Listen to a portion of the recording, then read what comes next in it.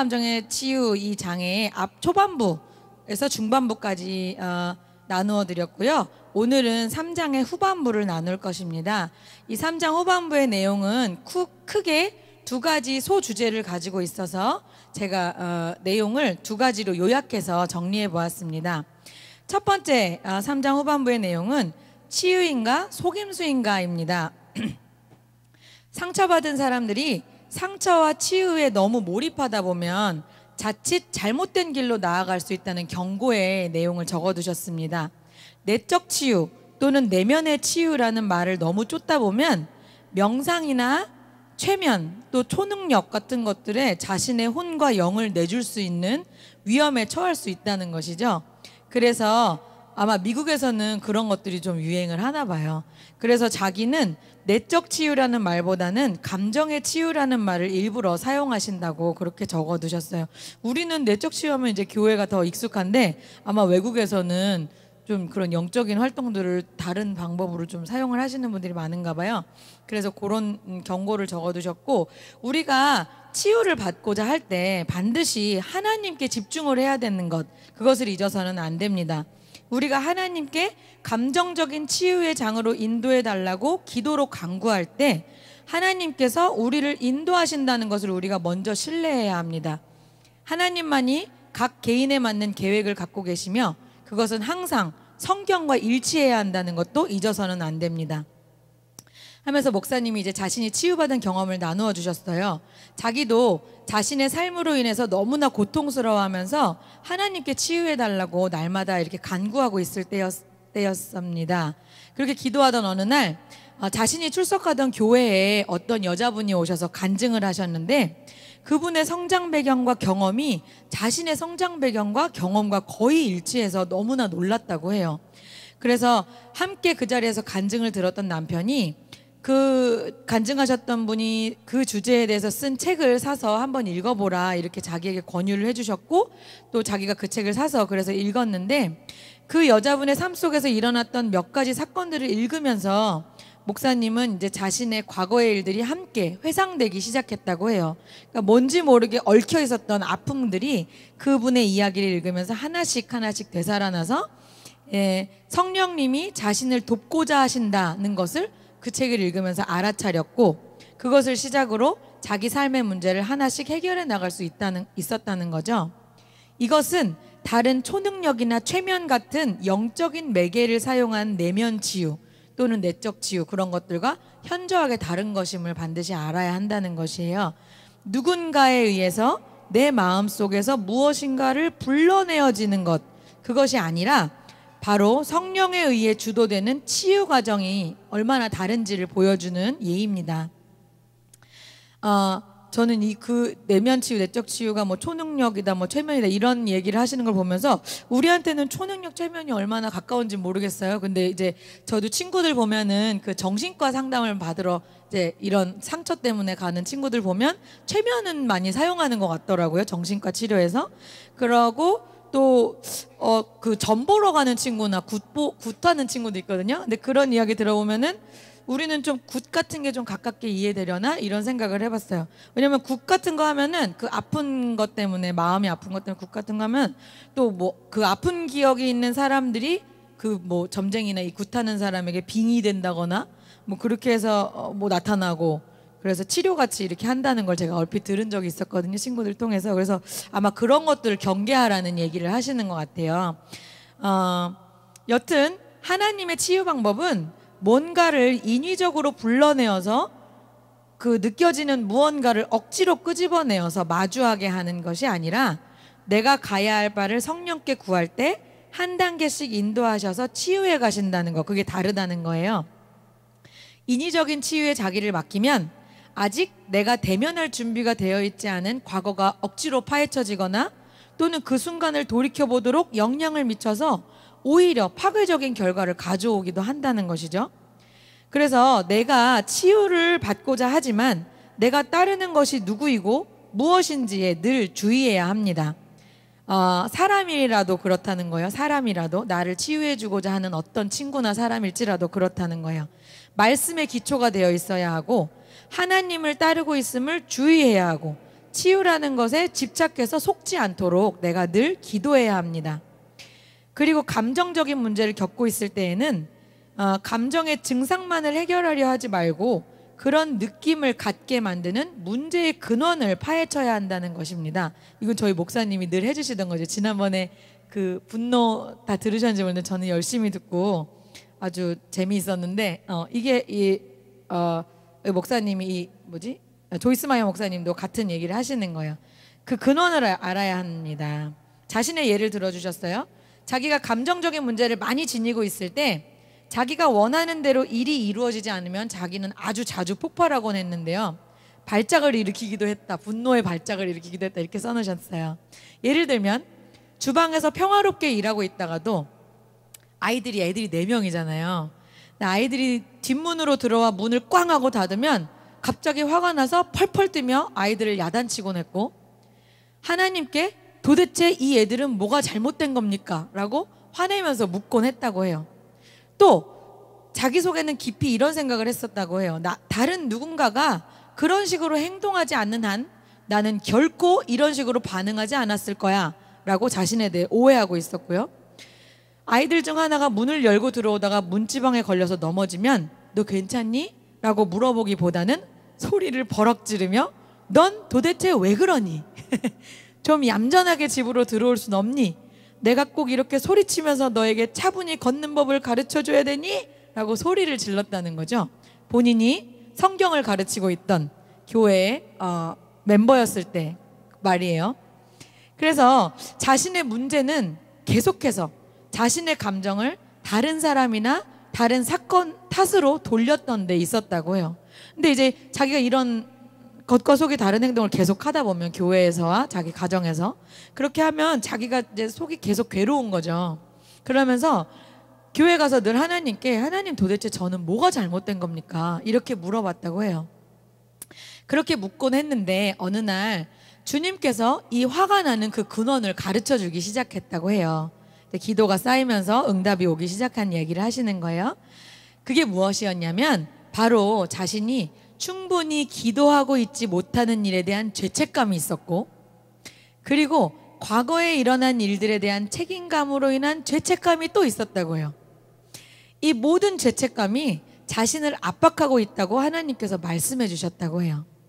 그리고 또한 자신이 집에 혼자 있는 시간이 너무 많아서 감정을 발산할 대상이 아무도 없었기 때문에 자기가 압력소처럼 되어버려서 누구라도 자기에게 실수를 보이면 자기가 화를 낼 수밖에 없었다. 그것들을 하나님께서 알게 해주셨다는 거죠. 그래서 혹시 여러분 중에 자신처럼 마이어 목사님처럼 풀지 못한 감정 때문에 내면의 압박감이 너무 많이 쌓여서 자주 폭발하고 계시다면 그런 태도를 취하는 원인을 하나님께 여쭙고 그 원인을 해결해야 합니다. 자기 자신이 즐거운 시간을 누릴 자격이 없다는 생각 때문에 편히 쉬거나 인생을 즐기기를 거부하며 끊임없는 후회와 양심의 가책 속에서 살아간다면 자신 속에 죄책감이 숨겨져 있지는 않은지 자신을 그토록 불행하게 만든 문제의 근원을 찾을 수 있게 해달라고 성령님께 도움을 간구해야 합니다.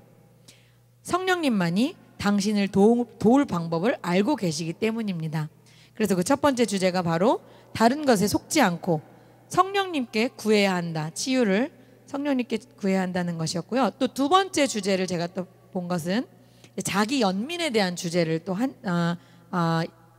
7페이지에 걸쳐서 적어두셨습니다. 베드로전서 5장 8절에서 9절 근신하라 깨어라 너희 대적 마귀가 우는 사자같이 두루 다니며 삼킬 자를 찾나니 너희는 믿음을 굳게 하여 저를 대적하라. 이는 세상에 있는 너희 형제들도 동일한 고난을 당하는 줄을 알미니라. 감정을 치유받기 원한다면 자기 연민의 감정을 버리는 것이 가장 우선시되어야 합니다. 자기 연민이 있는가 없는가를 알고 싶다면 자신에게 이렇게 물어보면 됩니다. 당신은 자신을 가엾게 여깁니까? 네, 하지만 이라고 답하기 시작한다면 당신은 자기 연민에 빠져 있는 것입니다. 하나님은 자기 연민의 감정이 인생을 진취적으로 살아가지 못하게 방해하는 벽과 같다고 가르쳐 주셨습니다. 자신이 어린 시절에 학대를 당했다고 해도 다른 모든 사람들처럼 자신은 자신의 치유와 회복에 책임을 져야 하며 자신의 삶 속에서 역사하시는 성령의 사역에 협조해야만 합니다. 두 번째 자기 연민을 점검할 질문은 내가 어떤 원한을 품고 있진 않은가입니다. 목사님은 자신에게 일어난 일이 매우 부당하며 그런 일은 계획에서조차 일어나서는 안 되는 것이라고 생각했기 때문에 오랜 세월 동안 마음속에 큰 원한을 품고 살았다고 해요. 그렇지만 분명한 것은 우리 모두가 하나님께 특별한 존재이지만 대부분의 사람은 어떤 식으로든 사람에게 상처를 입히거나 이용을 당하게 마련이라는 것입니다. 그것을 인정해야 한다는 것이죠. 그래서 성경은 이렇게 자기 연민에 빠지는 사람들이 삼킬 자를 찾아다니는 마귀에게 속수무책이다 라고 가르치고 계십니다. 주님은 이렇게 말씀하십니다. 얘야, 너는 자기 연민에 빠질 이유가 충분할지 모르겠지만 그럴 권리는 없단다. 왜냐하면 내가 너의 인생을 치유하고 그것을 선함과 나의 영광으로 바꾸어 놓을 것이기 때문이다. 하나님의 역사는 선하십니다. 상처 입은 사람에게 가장 효과적인 치료자가 누구일까요? 바로 그 같은 상처를 입은 경험이 있는 사람입니다. 즉, 당신이 겪은 어려운 일이 그와 비슷한 고통을 겪고 있는 사람에게 치유자로서 하나님의 일을 할 수 있게 된다는 것인데요. 그렇다고 해서 굳이 어려움이나 고통을 경험해 본 적이 없는 사람들이 나는 저렇게 고통받은 사람들보다 쓰일 수 없을 거야 라고 생각하면 절대 안 된다는 거예요. 목사님이 알고 있는 분들 중 거의 완벽한 삶을 살면서도 훌륭하고 능력 있는 사역을 하고 있는 사람들이 많다고 적어두셨어요. 그렇지만 자신처럼 고통을 경험했다고 해서 성공적인 사역을 할 수 없다는 것은 오히려 속는 것이라는 거죠. 고통스러운 기간을 경험했다고 해도 하나님께 맡겨지기만 한다면 하나님의 영광을 위해 당신의 삶이 놀랍게 사용될 수 있다는 것입니다. 자기 연민을 버리고 주님을 위해 살겠다고 결심하면 주님께 쓰임받는 놀라운 삶으로 변화되는 것입니다. 성경에서 연민, 영어로 pity라는 말인데요. 그런 말은 항상 긍휼, compassion이라는 말을 의미한다고 해요. 그런데 이것은 다른 사람을 위해 행동하도록 마음이 감동되는 상태를 말한다고 해요. 그런데 이 연민이나 긍휼이라는 단어는 성경에서 단 한 번도 자신에 대한 유감스러운 감정의 상태를 의미한 적이 단 한 번도 없다는 것이죠. 그럼 도대체 이 자기 연민은 무엇일까요? 목사님께서 자기가 당하는 그 괴로운 일로 인해서 그것을 찾아보려고 많이 노력하셨는데 여러 번역본도 보고 성령님께 오랫동안 지혜를 구하며 애를 쓰셨는데 그때 주님께서 자기 연민과 같은 의미로 사용될 수 있는 성경 속 단어를 가르쳐 주셨다고 해요. 그것은 갈라디아서 5장 19절에서 21절에 있는 말씀입니다.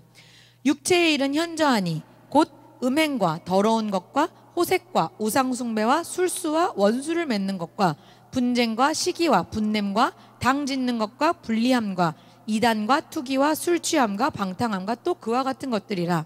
여기서 발견하셨는데요. 자기 연민은 곧 우상숭배라고 가르쳐 주셨다는 것이에요. 왜 자기 연민이 우상숭배였을까요? 왜냐하면 우리가 자신에 대한 연민으로 흐느껴 울기 시작할 때 우리는 자기 자신을 세계의 중심으로 놓고 우상화시키게 되는 것입니다. 무슨 뜻이냐?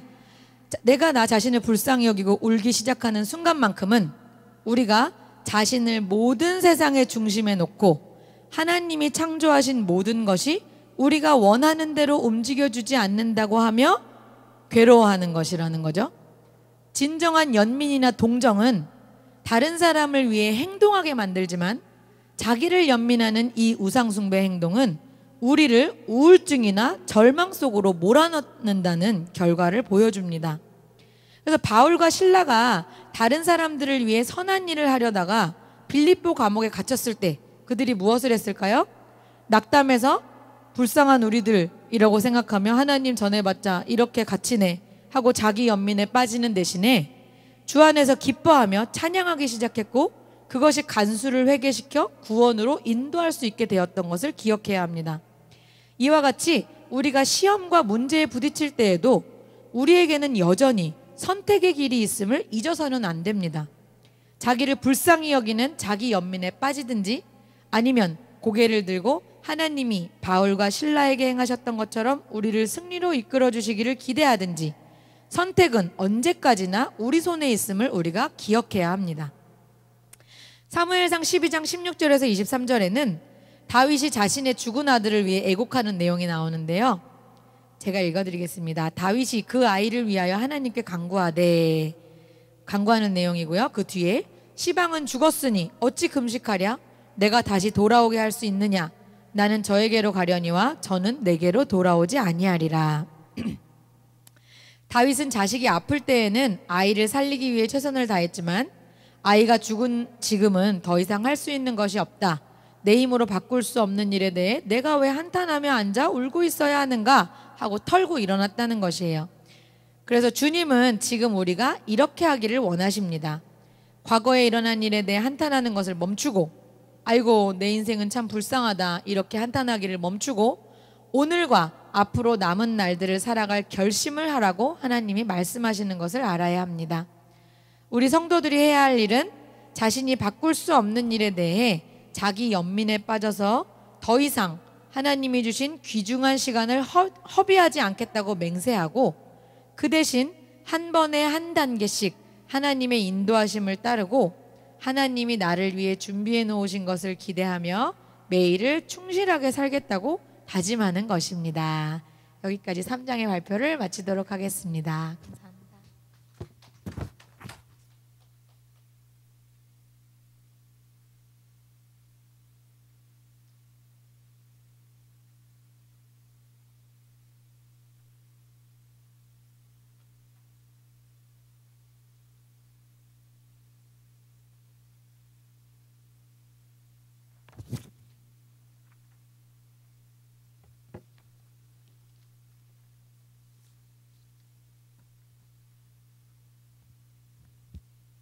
할렐루야. 오늘 참 자유를 주신 예수님이라는 제목으로 함께 말씀을 나눠보겠습니다.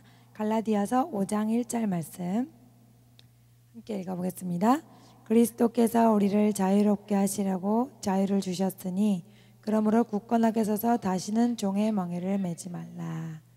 아멘. 예, 얼마 전에 우리나라의 그 광복 73주년인가요? 예, 그렇게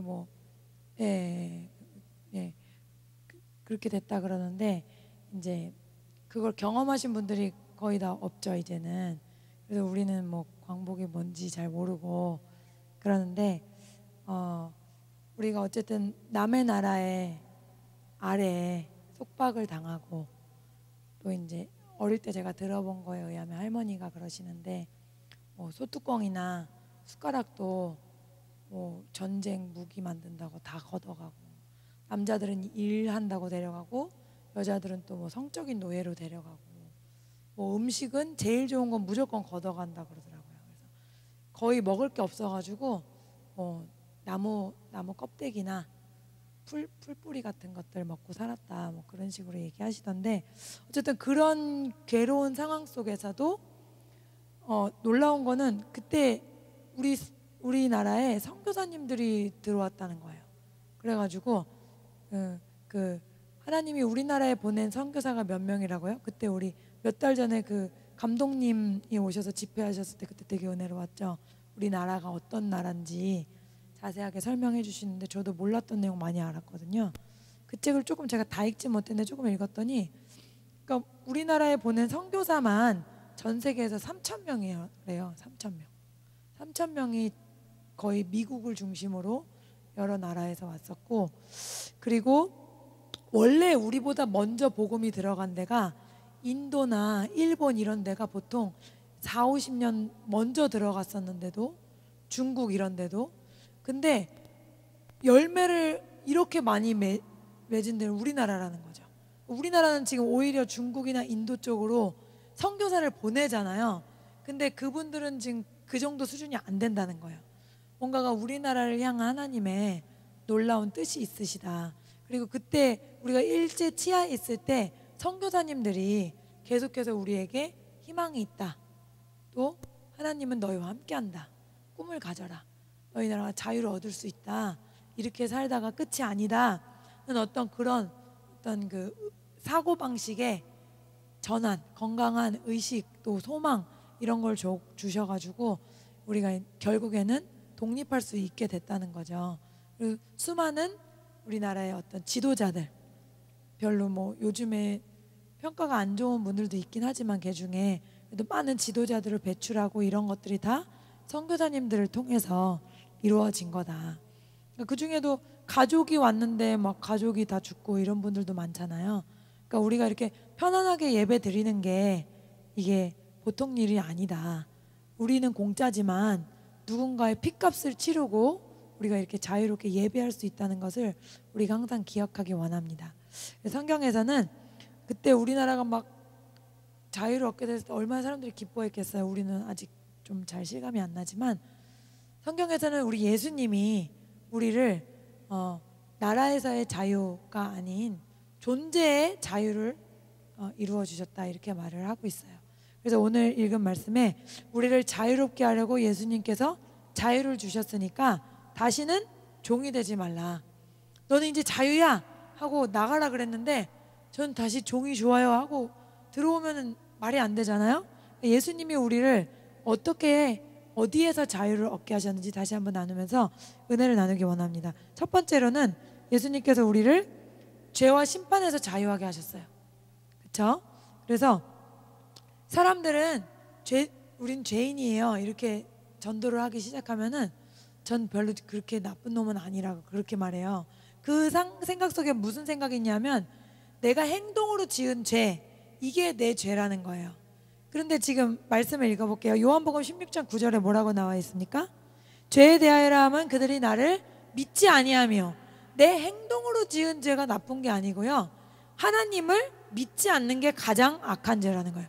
그래서 이 바위 같은 하나님을 인정하지 않는 죄로부터 모든 다른 죄들이 속속 나온다는 거죠.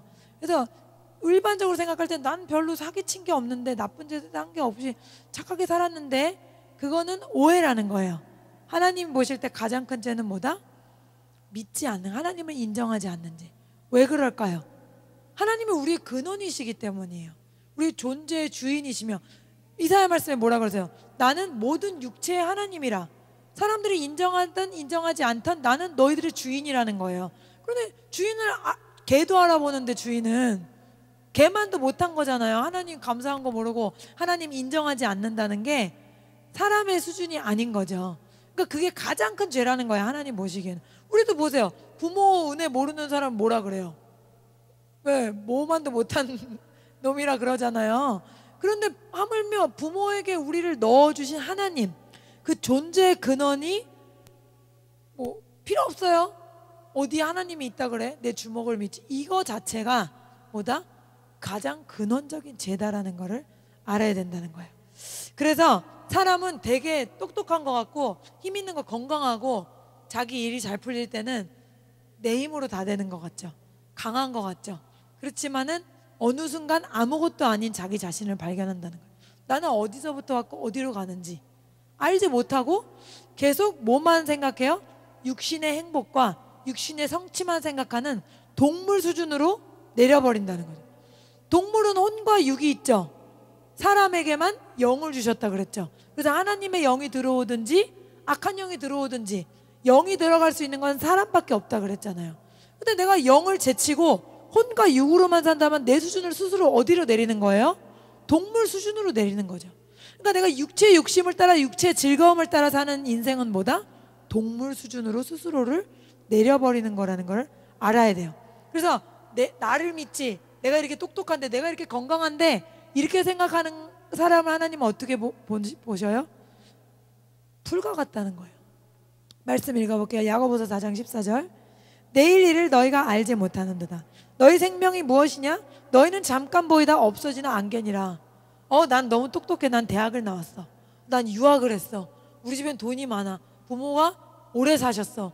이런 모든 자랑들 하나님 보시기에 뭐라고요? 그냥 안개일 뿐이라는 거예요. 베드로전서 1장 24절. 그러므로 모든 육체는 풀과 같고 그 모든 영광은 풀의 꽃과 같으니 풀은 마르고 꽃은 떨어지되. 잠깐이라는 거죠. 처음에 하나님이 우리를 창조하셨을 때는 그 시기가 어땠어요? 하나님과 같이 영원했잖아요. 그래서 보시기에 좋았다 그랬어요. 아담과 하와도 죽음이 없었죠. 영이 육을 떠나는 일이 없었는데, 그리고 그 다음에도 연수가 굉장히 길었잖아요. 막 1000년, 또 900살, 뭐 700살, 막 못해도 500살 막 이렇게 살았는데, 그럼 어때요? 우리가 마음껏 하고 싶은 것도 할 수가 있잖아요. 아름다운 것도 즐길 만큼 즐길 수도 있잖아요. 그런데 지금은 어때요? 젊고 청년의 날에 너 하나님을 기억하라 그랬는데, 청년의 날이 어때요? 너무 짧죠? 지나가는지도 모르게 지나가 버렸어요. 이게 너무 아쉬운 거예요. 어때요? 하나님 보시기에는 정말 안개와 같다는 거예요. 그래서 내가 잘났네 하지만은 하나님 보시기엔 어리석은 거다. 고린도후서 4장 4절. 이런 사람들의 마음속에 뭐가 들어있다? 그 중에 이 세상 신이 믿지 아니하는 자들의 마음을 혼미하게 하여 그리스도의 영광의 복음의 광채가 비치지 못하게 함이니 그리스도는 하나님의 형상이라. 그래서 믿지 아니하는 사람들의 마음속에는 뭐가 있다? 믿지 않게 하는 영이 들어있다는 거예요. 그래서 희한하게도 하나님을 모르게 되고, 하나님이 하나도 고맙지가 않고, 햇빛과 바람과 물만 해도 얼마나 감사해요? 그렇잖아요? 제가 지난주에도 설명드렸지만 지구가 23.5도 기울어서 똑같은 속도로 처음부터 돌고 있어요. 똑같은 속도로 자동차가 계속 가려고 그러면 어떻게 해야 돼요? 계속 외부 에너지를 집어넣어야 되죠. 그렇지 않아요? 근데 지구는 계속 돌아가잖아요. 하나님 뭐라 그러세요? 내가 만물을 말씀으로 붙잡고 있다고 하셨죠. 지구를 계속 돌리고 있는 힘은 어디로부터 오는 거예요? 하나님으로부터 오는 거라는 거죠. 여러분 다 가정생활 하시면 아시겠지만 집을 가만히 놔두면 어떻게 돼요? 가만히 놔두면 순식간에 엉망이 되는 거죠. 외부적인 힘을 내가 열심히 가할 때만 이게 정리정돈된 그거를 유지할 수가 있잖아요. 그렇기 때문에 진화론이 말이 안 되는 거예요. 왜요? 진화론은 엉망인 상태에서, 혼돈된 상태에서 세포 하나가 점점 더 질서 있고 점점 더 고차원적으로 개발이 됐다는 거거든요. 그게 말이 됩니까? 그럼 요새 세상에서 보세요. 뭐 하나라도 망가졌는데 다시 제자리로 돌아가는 게 없잖아요. 그리고 어려운 말로 뭐라 그래요? 소위 엔트로피라 그러죠. 우유가 컵에서 쏟아졌는데 다시 그 우유가 컵으로 돌아갈 확률이 있어요? 전혀 없죠. 집이 엉망됐는데 가만히 있으면 엉망이 다시 질서 있게 돌아가나요? 돌아가지 않잖아요. 그러니까 어떻게 질서 없는 곳에서 질서 있는 곳으로 변화될 수가 있냐는 거예요. 그러니까 하나님은 무질서에서 하나님만이, 태초에 하나님이 천지를 창조하시니라. 이때요, 창조라는 언어가 그 히브리어가요, 무슨 뜻이냐면 아무것도 없는 것에서 새롭게 만들다, 이런 뜻이에요. 그렇게 하실 수 있는 분은 하나님밖에 없다는 거예요. 그러니까 우리가 믿지 아니하는 신이 들어있기 때문에 당연히 감사해야 되는 것에 대해서 감사를 모르게 된다는 거죠. 예를 들어 제가 100만 원을 길에 떨어뜨렸어요. 근데 어떤 사람이 주워왔어요, 그거를. 그러면 제가 뭐라 그래야 돼요? 당연히 감사합니다 이래야 되잖아요. 감사가 안 나오고 뭘 그런 걸 갖고 왔어요 이러면 이게 제정신이 아니죠. 바로 이런 걸 말하는 거예요. 하나님이 햇빛과 바람과 불을 주시고 우리 근원을 지으셨는데 하나님 뭐라 그래요? 집마다 지은 사람이 있듯이 나는 너희들을 만들었다 이러시잖아요. 얼마나 그게 쉽게 설명하셨어요. 집마다 지은 이가 있듯이 나는 너희들을 만들었다. 내가 너를 만들었다는 거잖아요. 그런데 하나님은 없다는 거예요. 내 주먹을 믿지.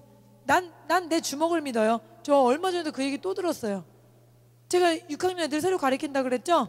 그 중에 한 명이 굉장히 마음이 단단해요. 제가 막 이런 얘기를 하면요, 선생님은 왜 자꾸 성경 얘기를 하는지 몰라. 교회를 다니는데도 자기는 교회 다니는데도요 하나님보다 엄마를 믿는데요. 물론 어린이니까 그럴 수 있죠. 하나님보다 내 주먹을 믿겠대. 어린애가 그런 말을 하더라고요. 내 주먹을 믿는, 어디서 그런 말을 배웠는지 내 주먹을 믿겠대요. 그래서 너무 놀랐어요. 그 아이의 마음속에 뭐가 들어있어요? 믿지 않는 신이 들어있는, 믿지 못하게 하는 신이. 그래서 당연히 감사해야 될 거를 감사가 없는 거예요. 100만 원을 주워줬으면 당연히 감사해야 되는데 그 감사하지 않는 게 이상한 거잖아요. 그러니까 하나님을 믿음의 눈으로 보면 온 자연 만물이 우리를 위해 존재하잖아요. 얼마나 감사해요. 하나님의 사랑이 온 자연 만물 속에 들어있는 거잖아요. 옛날에 모 우유 선전에 아이를 보면서 뭐라 그래요? 사랑한다 사랑한다 사랑한다. 모 우유, 이름은 서울 우유예요. 그 우유 선전에 뭐래? 사랑한다 사랑한다. 얼마나 그 감성을 자극해요. 엄마가 아이를 사랑하는 마음. 근데 온 천지 만물을 보면요, 하나님이 날 사랑하는 게 그렇게 써 있는 거예요. 사랑한다 사랑한다 사랑한다. 시원한 바람이 불 때 사랑한다. 예쁜 꽃이 펼 때 사랑한다. 안 그래요? 아름다운 그 색깔을 보세요. 그 뭐라 그러죠? 녹색, 벼가 익어가는 그 색깔. 산을 볼 때, 구름을, 요즘 구름이 얼마나 아름다운, 그런 거에 다 뭐라고 써 있어요? 사랑한다 귀은아, 이렇게 써 있지 않아요? 사랑한다 은정아, 사랑한다 은미야, 이렇게 써 있다는 거. 온 세상 만물에 하나님이 그렇게 써 있는 걸 알지 못하게 하는 뭐가 있다? 이 세상 신이 있다는 거예요. 그걸 내가 붙들고 있는 한 하나님의 은혜를 알 길이 없다는 거죠. 그래서 이게 마귀는 사람을 이렇게 동물 차원으로 딱 내려놔서 육신의 정욕, 이생의 자랑, 이런 것들 붙들고 살다가 죽게 만들어 버린다는 거예요. 창세기 6장 12절 같이 읽어볼게요. 하나님이 보신즉 땅이 부패했으니 이는 땅에서 모든 혈육 있는 자의 행위가 부패함이더라. 그러니까 하나님 보시기에는 부패하지 않은 사람은 없다. 저는 깨끗해요, 그런 사람이 없다는 거예요. 많은 사람들이 뭐 하나님 믿으면 복 받아요, 복을 강조하죠. 근데 그 복에 대해서 오해하는 부분이 육신의 복을 자꾸 강조하게 되니까 오해가 되는 거예요. 만약에 하나님 믿어서 돈 많이 벌게 되는 게 복이잖아요. 그러면 부자는 하나님이 필요 있어요 없어요? 없잖아요. 그래요 안 그래요? 그런 복음이 아닌 거예요. 이거는 전 인류에게 필요한 복음이에요. 기쁜 소식. 무슨 소식이요? 죄의 노예가 됐다가 자유를 입었다는 거예요. 나라의 광복보다 더 기쁜 이 복음의 소식이라는 거죠. 믿어지세요? 할렐루야. 그러니까 우리가 돈 많이 벌어서 예수님 믿어야 되면은 부자 친구들은 전도할 필요가 있어요 없어요? 없죠. 그게 아니에요. 그들 부자라 하더라도 그 안에 죄로 인한 고통과 고난이 있다. 삶의 진로를 방황하고 괴로움이 있다. 그것을 여러분이 아시기 바랍니다. 그래서 하나님 없는 사람들은 이 부패한 마음을 가지고 살고 있고 이 죄가 이끄는 대로 살기 때문에 악인에게는 평강이 없다 하시느니라. 뭐라고요? 악인에게는 평강이 없단 말이에요. 남들 보기에는 휘황찬란하고 남들 보기에는 대단한 것 같아도 그 사람의 심령 속에는 평강이 없다. 오직 우리 하나님만 의지할 사람이 그 사람에게만 평강을 주신다. 욥기 8장 13절에서 15절 같이 읽어보겠습니다. 하나님을 잊어버린 자의 길은 다 이와 같고 저속한 자의 희망은 무너지리니 그가 믿는 것이 끊어지고 그가 의지하는 것이 거미줄 같은즉 그 집을 의지할지라도 집을 서지 못하고 굳게 붙잡아 주어도 집이 보존되지 못하리라. 그러니까 돈을 믿던 사람을 믿던 지위를 믿던 그게 뭐 같은 거라고요? 하나님 보시기엔 다 거미줄이 무슨 힘이 있어요? 휙 잡아 끌면 아무것도 아니잖아요. 그게 우리를 보호해 줄 수가 없다는 거죠. 우리의 매일매일을 지키시는 분은 누구다? 오직 하나님밖에 없다. 우리가 당연하게 맞이하는 매일매일 있죠. 일상생활. 그게 얼마나 귀한지 우리가 다시 깨달을 수 있기 원합니다. 에베소서 2장 12절 그때 너희는 그리스도 밖에 있었고 이스라엘 나라 밖의 사람이라 약속의 언약들에 대해서 외인이요 세상에서 소망 없고 하나님도 없는 자이었더니 우리가 옛날에 그런 사람들이었다는 거야. 하나님 없을 때 소망이 없는 자들. 예레미야 17장 5절 여호와께서 이와 같이 말씀하시니라 무릇 사람을 믿으며 육신으로 그의 힘을 삼고 마음이 여호와께서 떠난 그 사람은 저주를 받을 것이라.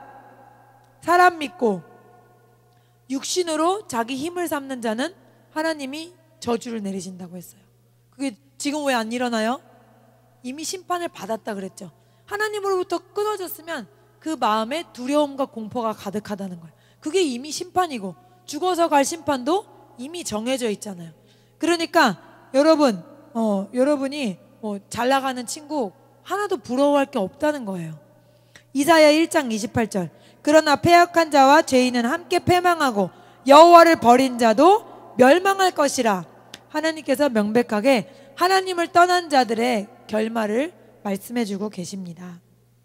세계적인 문호 톨스토이가 있죠. 그분의 책을 읽어보면은 죄와 벌이라는 책에서 굉장히 그 선과 악에 대해서 성경적으로 이렇게 묘사를 잘했는데, 이분이 저는 몰랐는데 기독교 가정에서 태어났대요.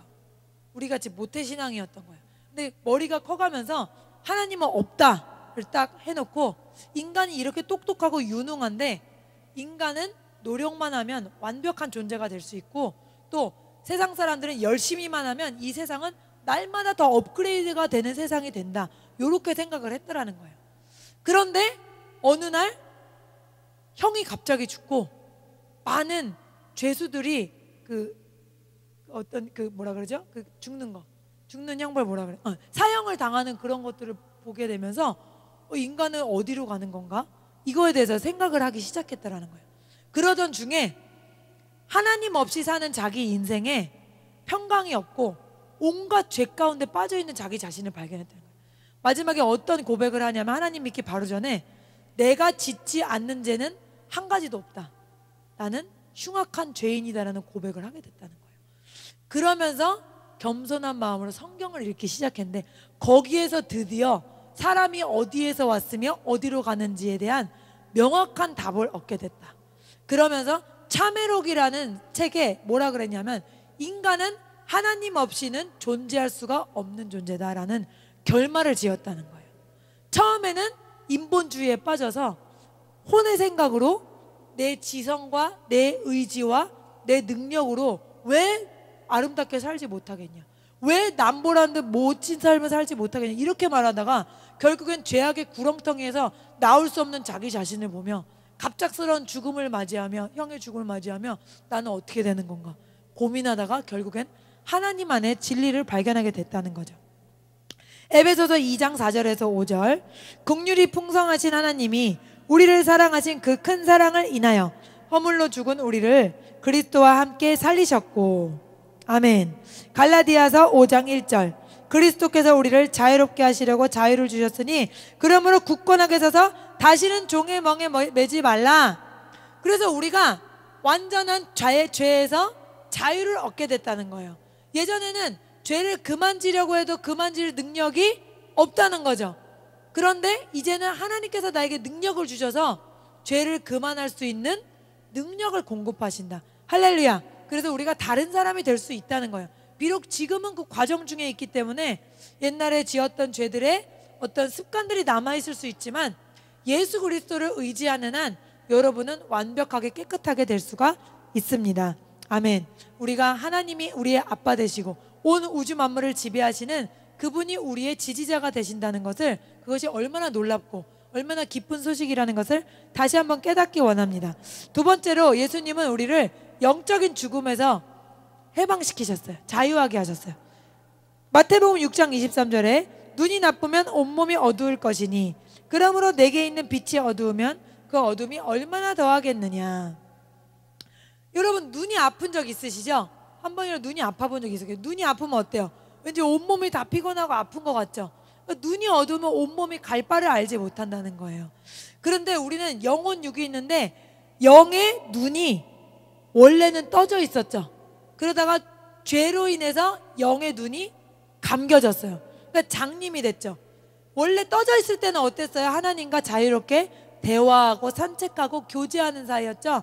그런데 우리가 죄로 인해서 그게 덮였기 때문에 어디로 가야 할지 알지 못하고 방황하고 괴로워하는 이런 인생이 되었다는 거죠. 골로새서 2장 8절 읽겠습니다. 누가 철학과 헛된 속임수로 너희를 사로잡을까 주의하라. 이것은 사람의 전통과 세상의 초등학문을 따름이요 그리스도를 따름이 아니라. 영이 없으니까 혼만 활성화가 돼가지고 이성을 통해서, 과학을 통해서, 내 학식 지식을 통해서요 내가 만지고 체험할 수 있는 것만 진리라는 거예요. 그런데 그게 아니라는 거예요. 이 세상 학문을 따르는 것은 어떻다? 하나님 보시기에 너무나 수준이 낮다는 거예요. 초등학생 수준밖에 안 된다는 거죠. 아무리 하버드를 나와도. 그것은 그리스도를 따르는 게 아니다. 어두운 눈이 열리고 빛을 보게 되려면 오직 예수 그리스도를 통해서 우리가 거듭나야 된다는 겁니다. 요한복음 1장 1절에서 4절, 태초에 말씀이 계시니라. 이 말씀이 하나님과 함께 계셨으니 말씀은 곧 하나님이시라. 그가 태초에 하나님과 함께 계셨고 만물이 그로 말미암아 지은 바 되었으니 지은 것이 하나도 그가 없이는 된 것이 없느니라. 그 안에 생명이 있었으니 이 생명은 사람들의 빛이라. 아멘. 여러분, 예수 그리스도의 생명이 있으면 즉시로 생명이 넘치는 우리 자신을 보게 된다는 거예요. 여러분이 믿음 생활할 때 믿음 생활 하다가 물론 시험 당하거나 지칠 수 있죠. 그거랑 예수님 없을 때의 인생이랑 어떻게 똑같습니까? 그렇지 않아요? 저도 신앙생활 하다가 가끔 늘어질 때가 있어요. 그런데 그렇다고 예수님 믿기 전이랑 똑같아요? 전혀 그렇지 않는 거예요. 그거랑은 아예 차원이 달라진 거죠. 그렇기 때문에 우리 안에 예수 그리스도의 생명이 있어서 우리가 활기가 있고 우리가 능력이 있고 살 소망이 있게 된 것을 여러분 기억하시기 바랍니다. 내 발의 길이요 빛이 되신 예수님이 내 발걸음 한 걸음 한 걸음을 인도하시는 것을 기억하시기 바랍니다. 세 번째로, 주님은 우리를 가난에서 자유롭게 하셨어요. 지난 100년간 우리 나라가 놀랍게 발전했잖아요. 그래서 외국 사람들은 한강의 기적이라 그러는데, 사람들은 뭐 우리나라 사람들이 근면 성실하고 열심히라서 그렇다 그러거든요. 옛날에 왜 가난했어요? 조선시대 사람들은 게을렀어요? 아니잖아요. 그게 아니에요. 100년간의 부흥은 기독교 역사랑 거의 일치해요. 무슨 말이에요? 우리가 하나님을 알고 하나님 앞에 기도하면서 열심히 무엇인가 맡긴 것에 최선을 다했을 때 하나님이 그것이 30배, 60배, 100배를 얻도록 기름 부어주셨다는 거지. 뭐 우리 민족이 바뀌었어요? 조선시대, 고려시대 다 똑같은 사람들이었는데 엄청 우리가 고생했던 시절이 많잖아요. 이런 최대 문명을 누리고 막 집집마다 차가 없는 집이 없고 어떤 사람은 2대, 3대 있고 그렇잖아요. 이런 경제적 번영이 어떻게 왔냐는 거예요. 이것은 복음의 역사와 함께 시작됐다. 전 세계적으로 봐도 일본을 제외한 모든 나라들은, 선진국들은 거의 어때요? 기독교를 믿는 나라들이잖아요. 이것이 결코 우연이 아니라는 것을 여러분 기억하시기 바랍니다. 물론 경제적인 부가 하나님보다 내 중심이 돼서는 안 되겠죠. 그러나 하나님은 우리 믿는 사람들의 모든 입고 쓸 것, 그것을 어떻게 하신다? 풍성히 하시는 분이라는 것을 여러분 믿고 항상 감사하시기 바랍니다. 말씀을 정리합니다. 우리가 일제의 압제 속에서 자유하게 됐지만 이거보다 더 근원적인 자유를 우리 예수님이 주셨다. 그래서 이 일제 치하 속에서도 선교사들을 3,000명이나 보내서 우리를 자유하게 하셨듯이 우리를 너무나 사랑하시고 소중히 여기시는데 우리나라가 보통 나라가 아니다는 것을 기억하고, 여러분 다 우리 특별한 나라 가운데 사명이 있다는 것을 기억하시기 바랍니다. 또 우리나라가 이렇게 빛을 보면서 경제적인 번영도 일어났고 우리 존재의 자유가 일어났고 또 우리의 영안이 열려서 신령한 것을 사모하며 또 영원한 세계를 향해 달려가게 하신 하나님을 항상 기억하고 이 자유를 기뻐하시는 여러분 되시기를 축복합니다.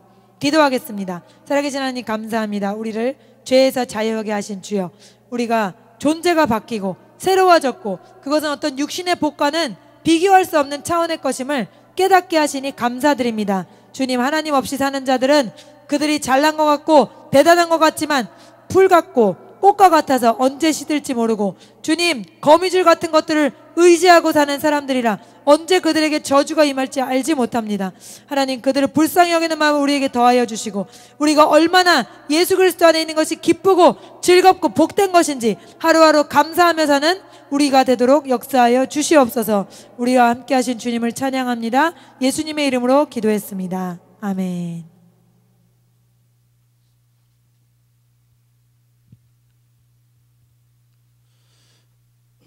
감사합니다. 우리 박수 한번 해주세요. 감사합니다. 우리 오늘 선포된 말씀 통해서 여러분 귀한 은혜를 경험하시기를 바랍니다. 우리 함께 찬양 함께 하시겠습니다.